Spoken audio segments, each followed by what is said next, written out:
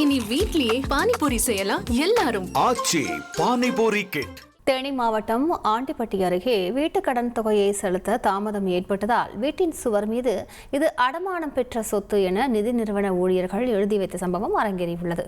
இது பற்றிய கூடுதல் விவரங்களை செய்தியாளர் பாண்டியன் வழங்கிக்கலாம். பாண்டியன் வணக்கம். எவ்வளவு காலம் தாமதமானது? விவரங்களை விவரிங்க பாண்டியன். வணக்கம். தேனி மாவட்டம் ஆண்டிப்பட்டி அருகே உள்ள அன்னை இந்திரா நகர் காலனி பகுதியை சேர்ந்த மகேஸ்வரி இவர் தனக்கு சொந்தமான வீட்டினை அடமானம் வைத்து தேனியில் உள்ள தனியார் நிறுவனத்தில் கடந்த 3 ஆண்டுகளுக்கு முன்பு ரூபாய் 6 லட்சம் பெற்றுள்ளார்.